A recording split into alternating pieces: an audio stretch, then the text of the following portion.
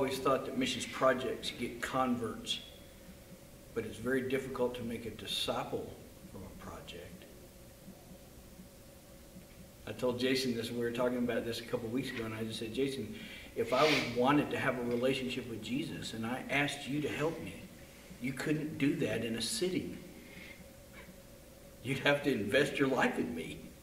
We'd have to meet and have coffee, and you'd have to tell me what this Jesus thing's all about, and you'd have to show me what a Bible looks like, and you'd have to show me how to love my neighbor instead of hating them, and how to forgive them instead of, holding a grudge, and, and all these things that come out of the life of Jesus. You'd have to hang out with me. You'd have to invest in me, and many times the church is excellent, and we were, at projects, but we're not so excellent as making new friends that will become disciples of our Lord.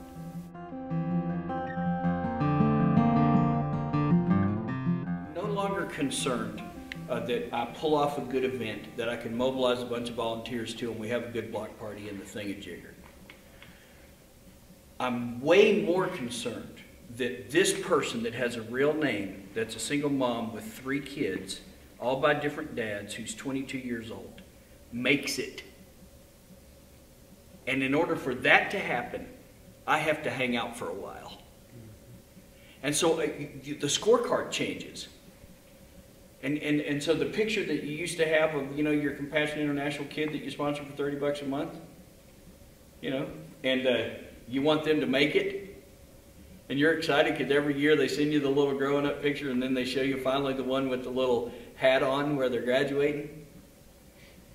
Well, that's the new scorecard. The new scorecard for the church is an investment in the lives of people where we say, I'm not satisfied, not until she makes it as a mom, but until those kids make it. And go out and impact the neighborhood and write the plan different. Write the plan different. And write it with a long-term change in somebody's life in view.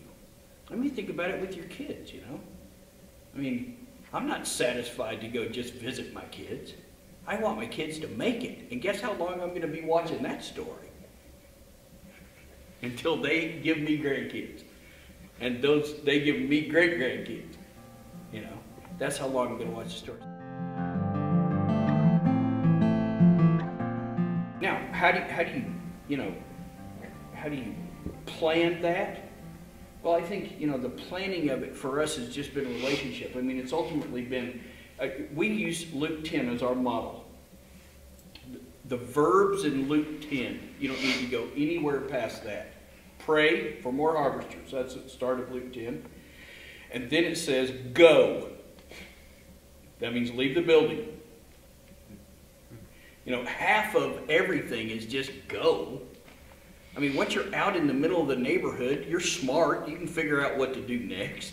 But you can't figure out what to do next from here. So go. And then he says this. And first say. I love this. He says, first say. And us EE guys, I was trained in it, I'm a national leader. Us EE guys want to first say the 2 questions. Here's what Jesus first said. He said, first say, peace to this house. That's right. Bring a blessing to this house. Bless them. And the old peace was how are you doing? It meant welfare. It meant how's your welfare? How you doing? Bless them. And then he said, and if your peace, if they receive your peace, if they want to have a relationship with you, here's the next verb, remain. Don't go back home. Don't go back to church. Hang out and have a relationship. He said, eat their food, have a relationship. Man, move it. That's what we do in the neighborhood. We move it. Have a relationship. And then he said this, heal the sick. Meet needs. And then here's the great, great, great deal. He goes, and then say,